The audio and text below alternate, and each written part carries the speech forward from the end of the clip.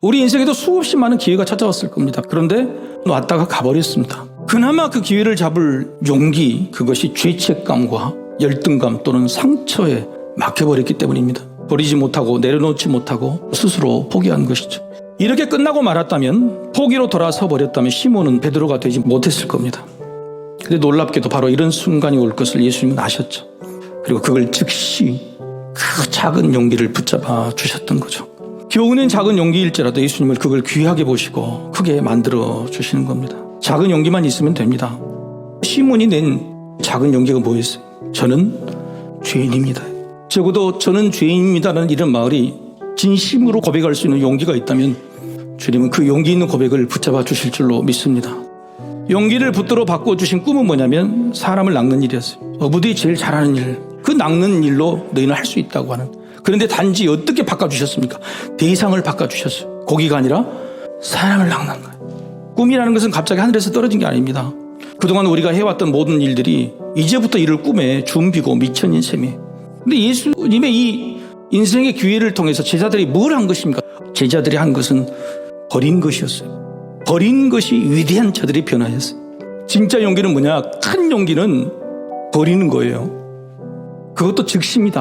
버려야 시작이 돼요. 제자들이 버린 앞으로 4가지를 살펴보면 이건 버렸어야 될 것이라고 하는 것을 우리 깨닫게 될 겁니다.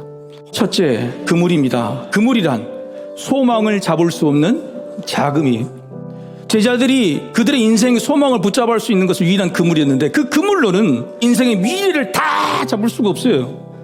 근데 주님이 말씀해 주셔서 변화된 그물, 주님이 내리려고 한 그물은 다릅니다. 주님이 내리라고 하신 그 그물을 사용할 때에 우리 인생의 소망들을 놀랍게 잡게 될 수 있는 것이죠. 둘째, 배입니다.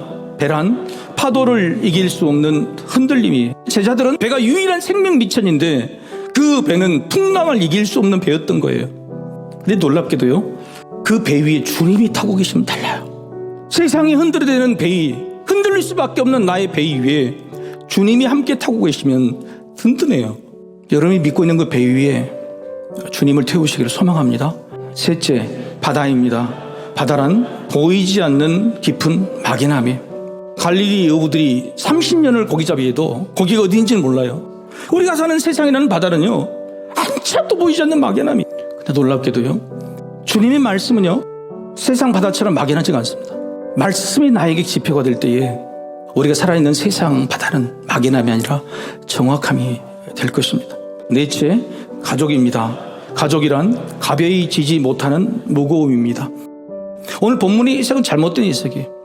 가족을 버리라고 하는 말씀 아니에요. 주님 이렇게 말씀하세요. 수고하고 무거운 짐진 자들아, 다 내게로 오라. 내 너희를 쉬게 하리라.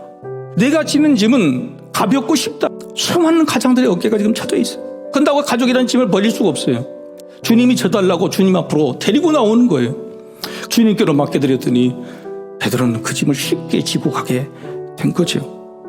인정하고 맡기십시오. 성공은 얻는 것이 아니라 바뀌는 거예요. 단지 우리에게 필요한 것은 주님을 따르려는 작은 용기가 필요합니다.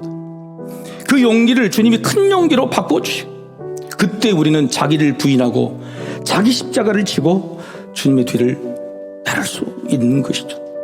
내가 죄인이라고 그 주님이 책임져 주셔야 된다고 모든 것을 믿고 맡겨드리는 그런 작은 용기로 기회를 붙잡는 성공한 인생이 되기를 주님의 이름으로 축복합니다.